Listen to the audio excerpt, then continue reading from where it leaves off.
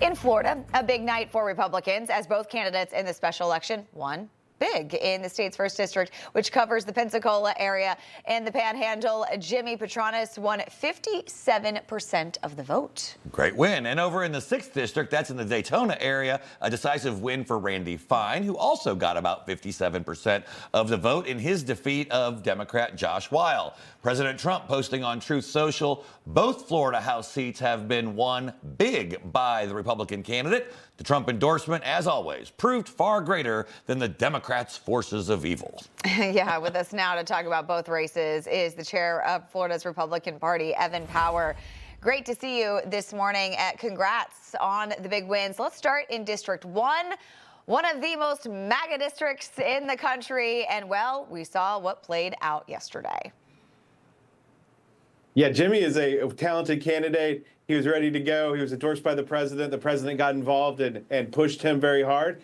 And Democrats spent about $8 million in that district to go against him, and he won big by double digits. And Jimmy's going to be a wonderful member of Congress, and I look forward to what he delivers for us in Florida, and he will defend the president well. All right, Mr. Chairman, so Democrats dumped a bunch of money into the 6th district. Josh Weil's campaign raised more money than Randy Fine's, but once again, the votes that count, not the money. What did voters see in Randy Fine that put him over the top? Well, Josh Weil spent about $14 million. It was the 14th most that any congressional candidate has ever spent. So they spent everything on that race. But what we saw yesterday were people lined up longer than the lines in November. And when Randy Fine was talking to them and why they were there to vote, they wanted to send a strong message that they wanted to send support for President Trump to D.C. And they did that with Randy Fine. And so we took everything the Democrats had and we gave it back, and we won by double digits. Now, a lot of the legacy media this morning is talking about how these races were the first test of the second Trump administration and how Democrats narrowed the margin. But yeah, 57% of the vote, that's a clear and decisive victory. What do you make of the numbers we saw?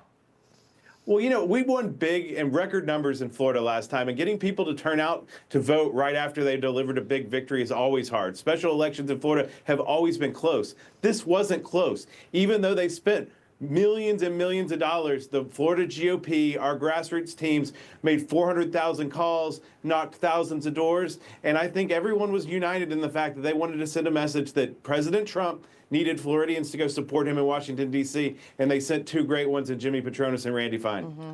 You know, Mr. Chairman, you and I have known each other for a long time, been in this business for a long time. I remember when Florida was a swing state. It was the swing state in 2000. Here we are now in 2024, 2025.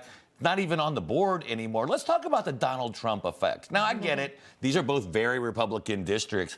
But when they have to dump millions of dollars in and still can't win, it gives you a huge advantage, doesn't it?